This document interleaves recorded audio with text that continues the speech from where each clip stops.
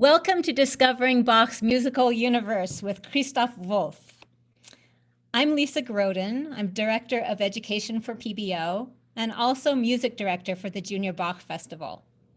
This joint PBO Junior Bach workshop is an extension of the many annual workshops that Junior Bach Festival has hosted in partnership with PBO over the years. We've featured PBO musicians as well as dancers, bowmakers, and musicologists to help inform and educate the next generation of musicians. I'd like to mention the promotional support we've enjoyed from San Francisco Early Music Society, Early Music America, and Ifshin Violins. And I invite you to watch the Junior Bach Festival's 15 virtual concerts featuring talented young performers that have been chosen by audition, and that will be public later this month. So if you've ever explored a question about Johann Sebastian Bach, it is almost impossible not to be familiar with Professor Wolff's work. His books include Bach essays on his life and music, The New Bach Reader, Johann Sebastian Bach, the Learned Musician, which was a finalist for the Pulitzer Prize. And just 1 year ago this month, Bach's Musical Universe, The Composer, and His Work. He has been a distinguished faculty member at Harvard University, the Juilliard School, Columbia, Princeton, Toronto, and elsewhere. He has won numerous awards internationally in recognition of his teaching and his scholarship. And for 12 years, he directed the Bach Archive Leipzig, a center of Bach research. He asked me to keep that introduction short, but he lives and breathes Bach. And as I've told him, we are beyond excited to welcome him here with us. For today's informal question and answer session, Professor Wolff has pre-selected some questions from Junior Bach students and teachers that were submitted in advance, and he'll also answer questions that come to us live. If you have a question, please submit it in the Q&A function. And Miles Glancy, General Manager for PBO, will monitor any technical questions via chat. And while we won't have time to address all of the questions, we will surely all learn to appreciate Bach even more due to Professor Wolff's expertise. So welcome, Christoph. We are all ears, and shall we get started? Okay. Very pleased to be here with you. Wonderful. Thank you so much. And I want to get started right away with our first question. This is from PBO fan Miguel Prohaska.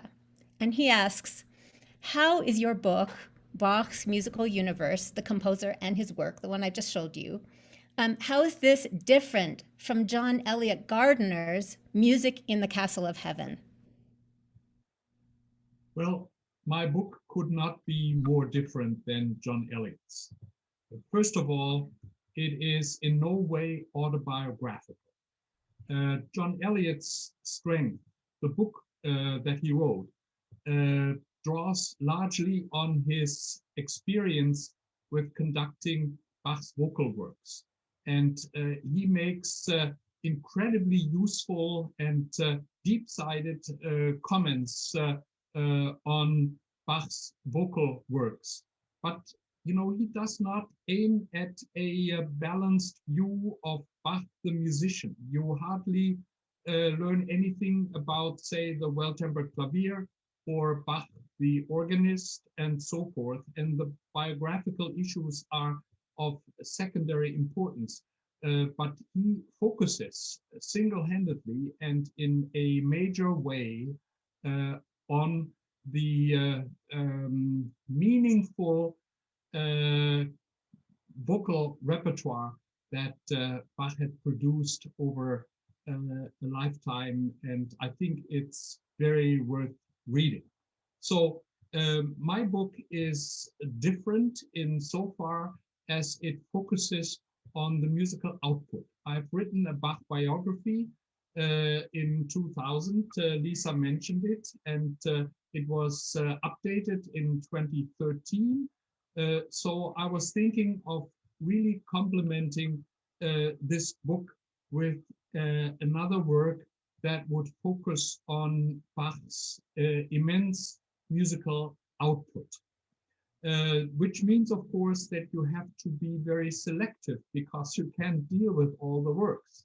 So I had the idea to let Bach choose the works that I would discuss in my book.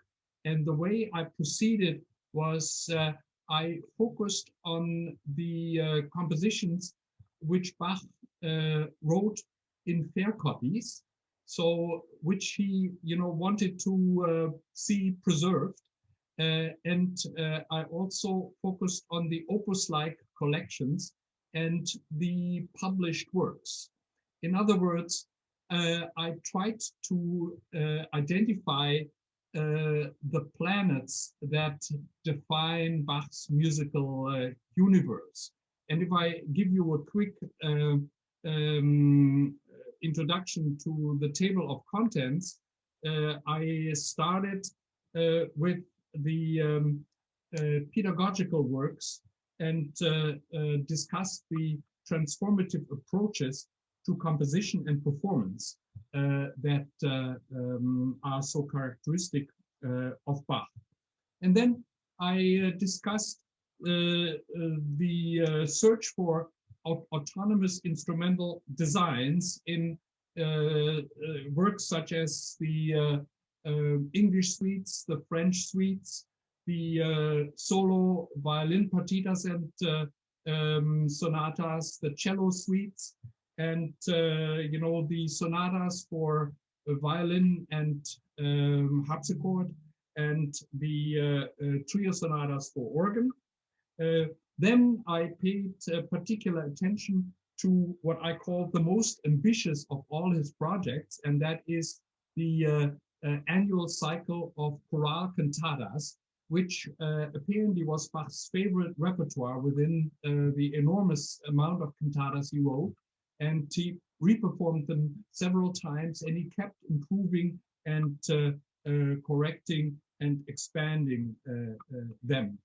Then I deal with the state of the art in keyboard music, which is represented, in the published works of the Klavierübung series, which culminates in the Goldberg Variations, the last volume of the Klavierübung.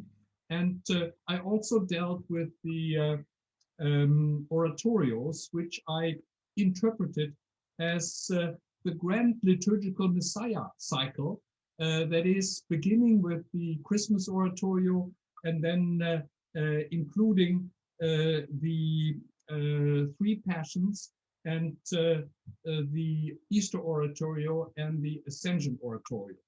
Finally, the instrumental and vocal polyphony at its peak is represented by the Bimana Mass and the Art of Fugue. So it deals with a broad spectrum of very different works, which somehow intend to portray the richness of Bach's legacy.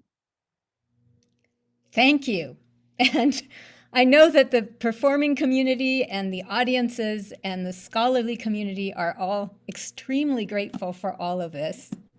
I know that we all pull from a great deal of inspiration from all of this work. So let's go on to another question. There are two parts to this question. One is there a way to know if any of Bach's daughters were educated musicians, copyists or composers in their own right? And part two, and this part is from Katie Reedy, a teacher.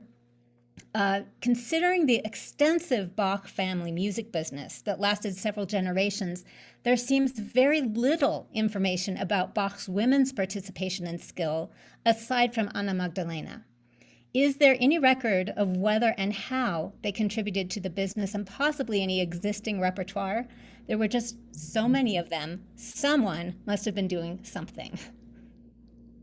Well, I'm afraid that I can't tell you much about Bach's daughters because there is, unfortunately, very, very little information. And there is little information also on the boys in the Bach family who did not become major composers. So there is one interesting spot in the relatively small number of Bach correspondence where he talks about his family and where he says in a letter to his college mate Erdmann, in a letter of 1730, I can form a vocal instrumental ensemble with all the members of my family, and he singles out the singing expertise of his wife Anna Magdalena and of his eldest daughter Dorothea Katharina. So they were apparently accomplished singers. We don't know anything about the Bach daughters' musical education, but we have to assume that they somehow absorbed, their musical expertise at an early age, and that the mother was perhaps their most important instructor. There are altogether 4 daughters that reached adulthood. 3 daughters of Anna Magdalena, and the eldest daughter was from Bach's first wife, Maria Barbara. But nothing is known about, their possible performing activities. I assume that they participated in some of the private music making in the Bach family that perhaps also happened semi-publicly as the Bach family was hired by wealthy merchants in the city of Leipzig. But we certainly do not find any role for the daughters in, say, the regular church music, where Bach's sons were active, but not the daughters. We do not know if they participated in helping their father by copying. We assume they did, but it's very hard to identify their handwriting because we have no documents which are identifiable as documents written by the daughters. We need to take into consideration that women at the time in Germany and elsewhere in Europe had to be represented by male trustees or by their husband in legal affairs. For example, when Bach's estate was distributed, the daughters were recipients of parts of the estate, but they couldn't sign the papers. It had to be done by their male trustees. There's one thing we actually know about their lives after 1750, when the widow Anna Magdalena moved with her daughters to an apartment not far from the St. Thomas School. They opened a music shop there, and then they went into a seamstress business for quite some time. Now the mother, Anna Magdalena, died in 1759, and at that point the daughters sold their music business to the music publisher Breitkopf, later Breitkopf and Hertel, and we don't know anything about the time thereafter, but to some extent they were well taken care of, but they had to make their own living by some minor businesses that they engaged in.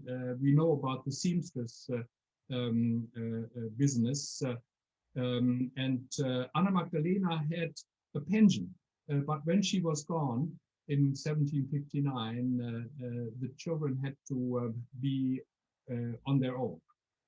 that's unfortunately all I can say about the daughters. And I hope that at some point some identifiable document will turn up that helps us to identify one or more of them as one of the many anonymous copies that we identify. Thank you. There's a related question from Angela Kraft-Cross, who is the board president for Junior Bach, and she asks, was the Gigue Fugue by Anna Magdalena Bach? Well, Anna Magdalena, as far as we can tell, was a very accomplished musician, but she was by no means a composer. I don't think she wrote any single note of music on her own. There has been all kinds of speculation over the years that she may be the author of the cello suites, but this is really pure nonsense. And I'm not saying this as a single Bach scholar. I think I'm surrounded by an army of Bach scholars who think in exactly the same way. Anna Magdalena was not a composer, but she was definitely Johann Sebastian's most important assistant. I think she may have been a critic here and there who helped him to polish vocal parts. I also assume that she helped to coach the boys in their very difficult assignments of arias. If you look at the situation Bach found himself in when he started in Leipzig with a boys choir, a well-trained boys choir, and if you compare the arias he wrote with those of his predecessor Johann Kuhnau, you see that Bach raised the level of singing technique in a major way. And I think that his wife may have been assisting him in training the boys so that they could master the demanding parts that he wanted them to sing. But in addition to this, she was a tireless scribe, so she helped, her husband in that way. She copied all kinds of works. We have, for example, the violin and the cello suites in her handwriting. So she did this also for distributing the music among Bach's colleagues and friends, and also for some commercial purpose. Wow, thank you. And we have a question from a teacher, Mary Fleming, and her student. I would love to be able to ask Professor Wolff about Bach's experience with the newly developing pianofortes during the end of his life. Is it true that he didn't regard it with as much significance, but that he did give feedback to Silbermann and Cristofori's design towards the end of his life? It also, yeah. There's, this continues, sorry. There is a good argument that when we are playing Bach's harpsichord pieces on the piano, one should not add sustain pedal because of the lack of one on a harpsichord. But one can't help wonder if Bach would have added some pedal if he had been able to play our modern day piano. Well, let me deal with the two-part question. The first one is related to the invention of the fortepiano in the early 18th century and the perfection of the Cristofori fortepiano by the organ builder Gottfried Silbermann, a close friend of Bach's, in the mid-30s. When Ben Silbermann showed his prototype fortepiano to Bach, Bach didn't like the upper register. It sounded too flat. And he made some suggestions to Silbermann to improve this. We do not know any details, but we know that Bach was an instrumental expert. He knew organ building and harpsichord making inside out, and he helped his instrument makers, whether they were making brass instruments or woodwind instruments, to improve their art. He was involved, for example, with the invention of the viola pomposa, which is also called the violoncello piccolo, which Bach used frequently in some of his early cantatas. And he also was involved in the development of the bassono grosso, the counterbassoon. So he was interested in coming up with new sounds, and so I think that is the context in which he became very interested in the Silbermann development of the forte piano. And then later in the 1740s, Bach actually functioned as Silbermann's sales agent for forte pianos at the Leipzig Trade Fair. So he was involved in the business of selling forte pianos. Now, as far as the modern piano is concerned, it's completely speculative. You know, I think if Bach had the modern piano, he would have composed for it very differently than what he composed for the harpsichord. So since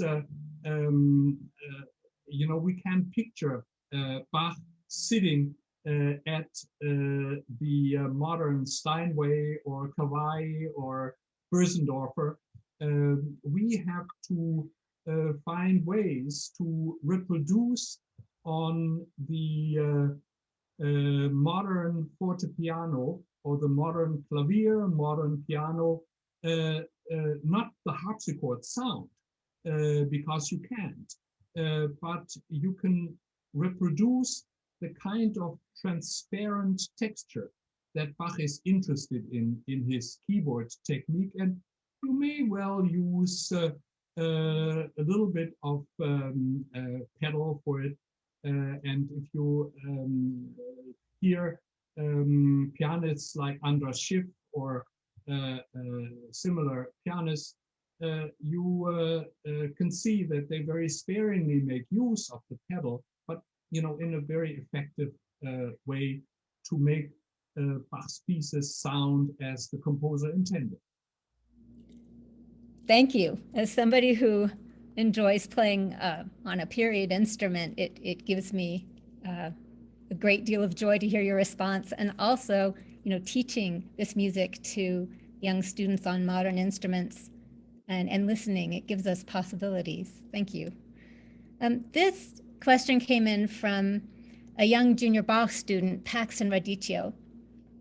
For Bach's songs, do we need to play it with a lot of expressions? Yes, but you know, we have to look for the appropriate expression. I don't think if you simply say a lot of expression would achieve this goal. You have to ask the question, what did the composer intend to communicate through his music? Which is relatively easy if you are dealing with vocal music, where you have a text that helps to understand how Bach translated the meaning of the text and the expression of the text into you know, the musical fabric. But if you deal with instrumental music, you have you know, a very difficult task to find out what the composer possibly meant.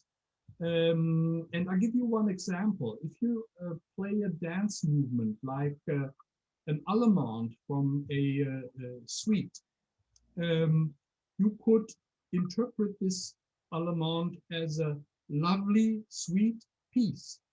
but you could also say maybe there is some melancholy in it, as I understand, and you can try to bring this, to life. So you have sweet, melancholic atmosphere that you want to create. And the next time you play the piece, you may feel about it differently, and you may come up with other shades of expressive meaning. It becomes a little easier if you play a suite of dance movements, like an allemande, courante, sarabande, some additional dances, and conclude with a jig. Every movement has its own character. And I think it is very important to identify the character. Bach doesn't prescribe the character. But, a sarabande, for example, is a slow dance in triple meter with emphasis on the second beat. It's a solo dance. It's usually a quirky kind of dance. So you have to make the sarabande sound very different from the preceding courante, and definitely from the concluding jig, which usually is a virtuoso, lively piece that functions as the finale of a suite of dances. So not a lot of expression, but differentiated, appropriate expression that you would have to find out on the basis of studying the music as best as you can. Thank you. And from student Natalie Pak, she asks, why do Baroque trills start on the beat as compared to before? And how do you know whether to start on the written note or the note above? Well, fortunately, we have quite a few documents in 17th and 18th century music that help us to understand how people wanted to have ornaments performed. We have textbooks that deal with it in particular, such as Carl Philipp Emanuel Bach's essay on the true art of playing the keyboard. But we also have in a number of French publications of keyboard music ornament tables that illuminate the way the various ornamental symbols are to be performed. And in one instance, by a book by Danglebert, which was published in 1701, which Bach owned in his library, he copied the ornament table into the little clavier book for his son, Wilhelm Friedemann.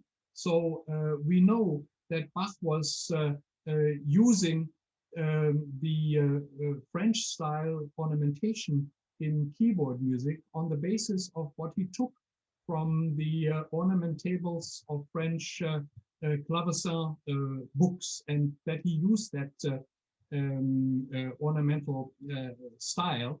And the ornaments are part of the important rhythmic precision that is characteristic of Baroque music. That doesn't mean that you cannot use in a modest way some rubato or some ritenuto or some accelerando. All of this is possible, but within the strict limits of rhythmic precision. Wonderful. Okay. Here's looks like a two-part question. If Bach didn't write the toccata in D minor, who did? And the other part of this question is, several works attributed to Bach are now questioned whether they are truly his compositions, including the famous toccata and fugue in D minor, BWV 565. So how do you go about deciding whether a work is really Bach, and who else might be the true composer of the toccata and fugue in D minor, and why? All right. The question relates to the development of Bach's personal style, which reaches its first maturity around 1710, when Bach reached the age of about 25. You may move it to his age of 23 or 26, but it's that time when Bach's mature style settles, and we have virtually no question about the authenticity of works composed after this period. Prior to this, Bach was wildly experimental in his stylistic development, also in using all kinds of techniques to expand harmonic language and virtuosic figuration and so forth. The D minor toccata is a piece that belongs among the early showpieces that Bach wrote. There is really no way one can attribute it to any other composer. It's typical of the kind of experimental curiosity of Bach, which also shows that he, as a young man, intended to dazzle his listeners, and so that made him very early a widely recognized keyboard virtuoso. Now, one of the problems related to the early Bach works, where a number of works have been subject to authenticity questions, is that we do not have autograph copies, Bach's own manuscripts. And what we assume is that, like Carl Philipp Emanuel Bach, who in his old age, or he wasn't quite that old, but in the 1870s, actually around the time he was visited by Charles Burney, burned some 600 early works that he didn't want to be remembered by. So, this is an attitude of a composer proud of his accomplishments, who is doing away with things that do not show the kind of maturity that he wants to be remembered by. We actually know this also from Johannes Brahms, who actually destroyed in the 1850s all of his early compositions, and we have very little to go by when we want to study, Brahms's compositional beginnings.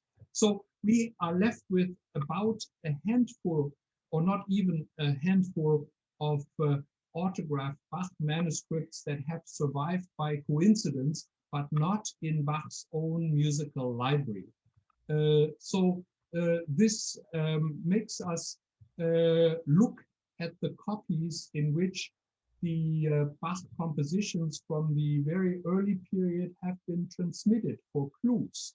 And sometimes a clue is, all right, this is a copy written by a Bach student, and that gives credence to a piece. And for example, the Jig fugue or the toccata in D minor are written by Bach students, or student of a Bach student who had no reason to attribute the piece to anyone else but to the true author of the piece. So it makes it very important to identify the manuscripts in which the works by Bach are transmitted, and this pertains in particular to the early works where the stylistic range of Bach's music and the influences he absorbs from Italian and French and contemporaneous South German, North German composers are making a big difference, but he is emulating their art and adding it and putting it all together, which makes it very difficult to identify, Bach's personal musical language that emerges unmistakably at around 1710. Well, speaking of manuscripts, this question came in from Michael Stein. Could Professor Wolff please speak about rediscovering Bach's manuscripts? Well, I don't have any particular guidelines for going about finding a needle in a haystack. But what we need to take into consideration that there are indeed major work losses, and they are contributed to some extent to the division of the estate after Bach's death, when the material was divided among the 4 composer sons and the widow Anna Magdalena. And they handled their part of the estate very differently. Anna Magdalena actually passed it on to the St. Thomas School, where the material is still housed today. She received some money for it, but she thought that, the St. Thomas School would be the most appropriate place to preserve the inheritance that was her part of the estate. Wilhelm Friedemann, the oldest son, traveled a lot, and he was forced to sell some of his manuscript when he gave up his salaried post as organist in Halle and became a freelance musician. You couldn't get much money for Bach manuscripts or any music manuscripts at the time. So I think we need to take into consideration that the kind of antiquarian music sale value that we attach to old music today was not anything that is typical of the 18th century. So we have to assume that much music was simply thrown away and disappeared forever. There are, of course, major works which are identified because the texts have survived. An example is the St. Mark Passion, which Bach composed in 1731. And we do have the printed text of it. We also have a text booklet for a performance of the St. Mark Passion of 1744, but we do not have a single note of music. It must have been a fairly substantial score, slightly smaller than that of the St. John Passion or the St. Matthew Passions, but such a score isn't easy to get completely lost. I have no particular hope that it rests somewhere in an attic, but you never know. At the same time, it could have been discarded by an early owner of the score who didn't know how valuable a Bach score could be. I must say that the discoveries of new Bach music are very limited.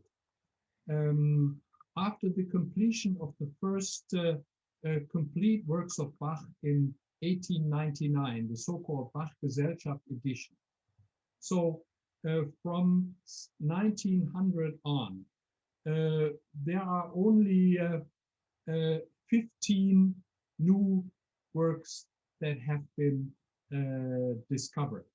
One was a cantata which happened to be in an autograph, and it was found in a music collection in Copenhagen. But then there are numerous small pieces that came up. For example, the 14 canons on the Goldberg aria bass that was found in a copy of the published Goldberg variations in an appendix in the 1970s. The two most recent discoveries were one of a strophic aria, a birthday piece for Bach's Duke in Weimar, with the text Alles mit Gott, nichts ohne ihn, everything with God and nothing without him. A beautiful aria with 12 strophes. If you sing all the 12 strophes, the whole piece lasts for 40 minutes. But you know, we have a few recordings, modern recordings of this discovered piece by John Elliott Gardner, John Cookman, and Masaki Suzuki, and probably some others. It's a beautiful piece with a very elaborate instrumental texture. And where was it discovered? It was discovered as part of a systematic effort to look through the Weimar libraries. Bach had been in the service of the ducal court in Weimar for nearly 10 years, but the Weimar castle burned down, and we have very little hope that anything survived. And by coincidence, this aria survived among the collection of marbled papers that the Duke had assembled because he was interested in Italian and French marbled papers. And, you know, the birthday poem was bound in marbled papers and not kept in the music collection, but in this marbled paper collection where nobody would be looking for music, and only the restorer of the paper collection came up and asked to help identify the piece, and so we quickly identified it as a J.S. Bach piece. So, you know, these coincidences do happen, and I think it's an anecdote, more than an anecdote, that helps to show how colorful sometimes these discoveries might be. But, you know, it's important for the purpose of dating and authenticating to identify the numerous manuscripts written in the 18th century by unknown copyists. And as long as we can identify their names, they somehow bring us closer to the origin of these copies and help to relate them to certain periods in Bach's creative life. Well, okay, so speaking of manuscripts and Bach's legacy, this question came in from Spencer Larson. How do you think Bach would feel about ornamentation, embellishments, transcriptions, and arrangements of his work, e.g. Busoni's Chaconne? Well, you know, I cannot speak with any authority on Bach's feelings. So let me answer the question in a different way. When Bach copied out the works of Frescobaldi, someone who was dead for 100 years after Bach copied the music, or if he copied out the works by Palestrina, he was not interested in recreating 16th or 17th century performance practice situation. He studied the music as best as he could. He performed it on a Thuringian organ, the Frescobaldi, I mean, which is far different from any Italian organ that Frescobaldi ever touched. Bach did not make arrangements of these works, but he tried to find out to capture the spirit. And that is particularly noticeable with the Palestrina masses that Bach performed in Leipzig. He added to the vocal parts, colla parte, sagbats. In other words, he wanted to support his choir boys who were not used to performing 16th century music. And he thought that if he would add the trombones or the sagbats to the sound and the continuo organ to it, it would give the music the kind of ancient quality that people would immediately understand, and that they would not hear a Baroque version of Palestrina, but something that would transport the music into a different age. Now, Bach did make arrangements. He arranged, for example, works by Vivaldi and other composers, orchestral works for organ. Again, he was trying to perform a concerto as a one-man piece. So he was interested in studying the style and perhaps also performing the style. And that inspired him to compose similar works for solo harpsichord and a solo organ with certain orchestral effects and a virtuoso presentation that he learned from Vivaldi's violin solo parts. And then, of course, there are works by Bach who he reused and gave them a new dressing, as it were. And I think, Bach was quite liberal in the way he dealt with his own music, except that I think in every single case, he tried to capture the spirit of the music he was dealing with and that he wanted to reuse for a new context. But if you think of Busoni or jazz arrangements of Bach music, he probably would have had fun with it. He said, do with it what you like. You can't destroy my music, and I think that's the case.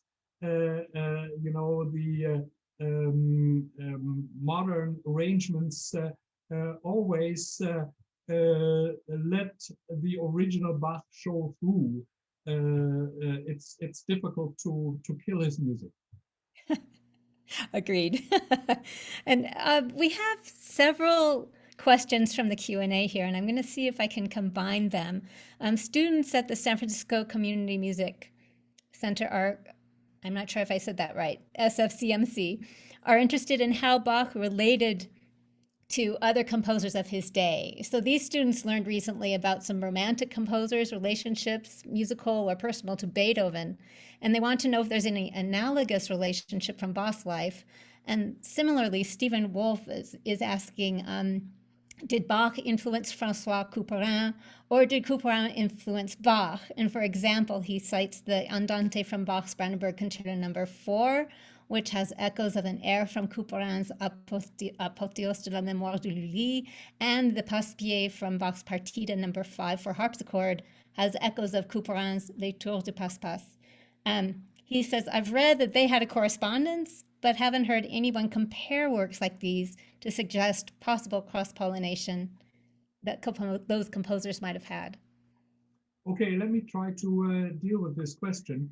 Let me begin by simply saying that Bach did not travel much.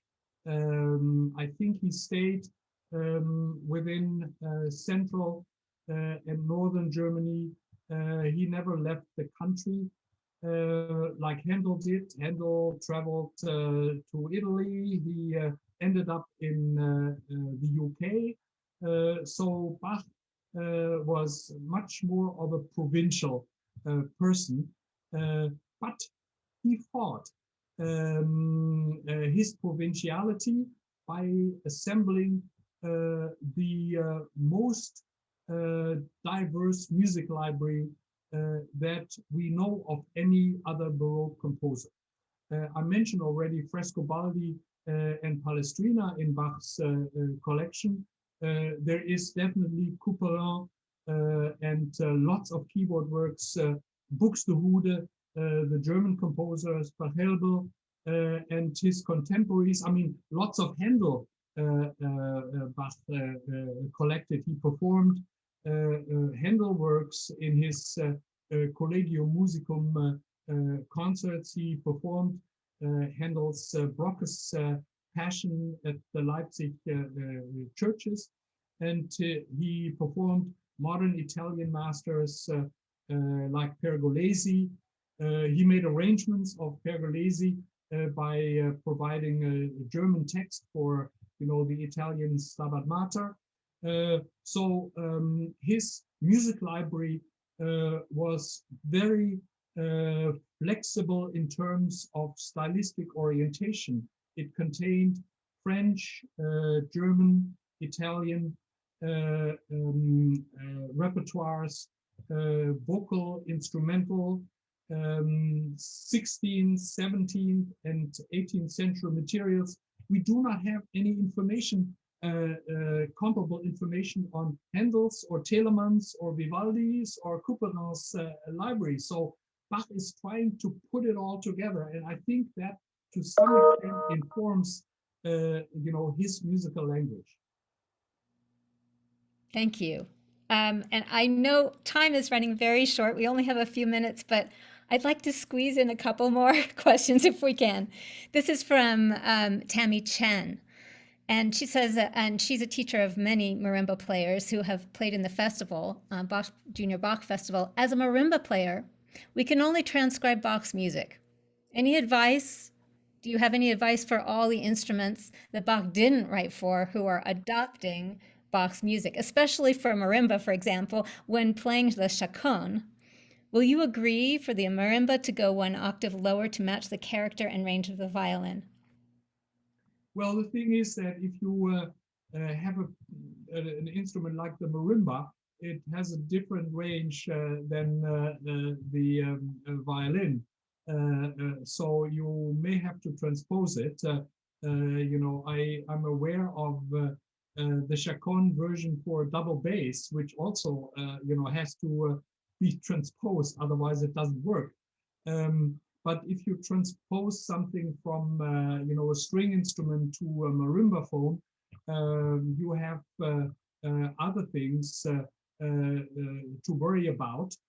I think if you can master, the many 16th and 32nd notes of the chaconne, in a marimba version, fine, more power to you. So, I have nothing against it. Bach probably never dreamed of that kind of sound, but I don't think we should think of it that way. If it is fun to do it, if you accept it as a challenge, as a serious challenge, then I think it's quite legitimate. Wonderful. Okay, go marimbas. And this last question is probably the last we can fit in here.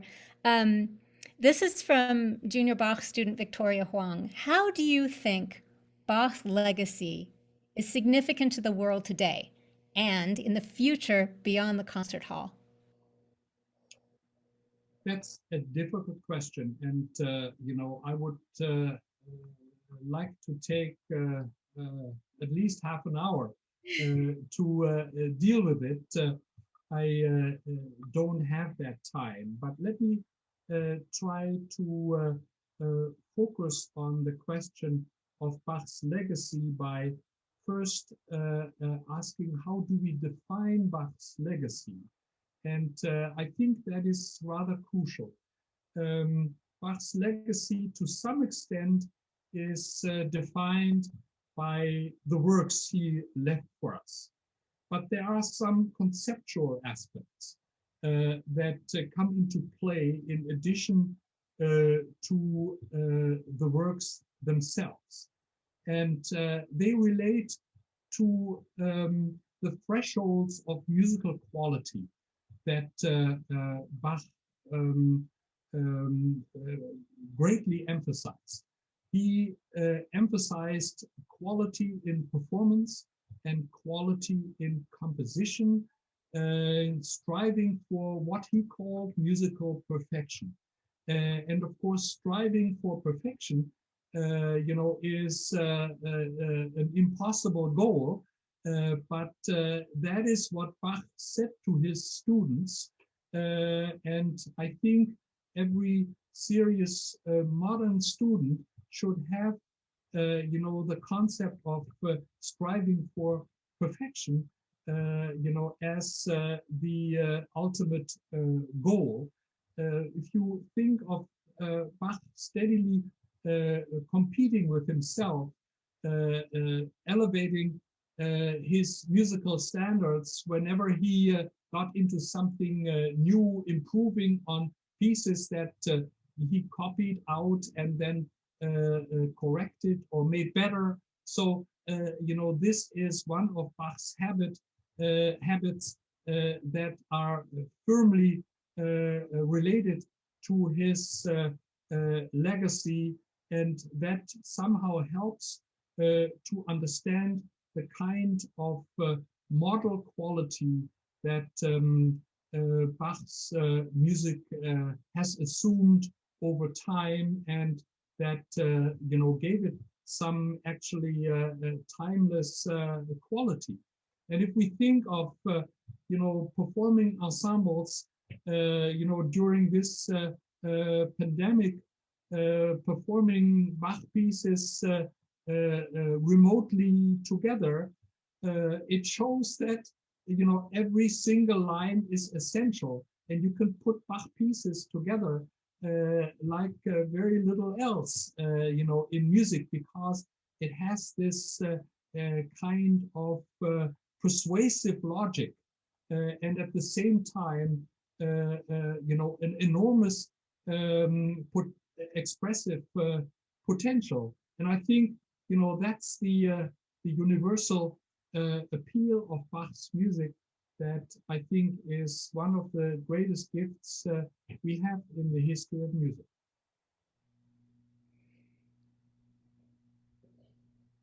Thank you. Thank you so much. We've come to the end of a wonderful hour here, and I cannot thank you enough for your eloquent answers to all of these questions we've thrown at you today. We've all learned so much.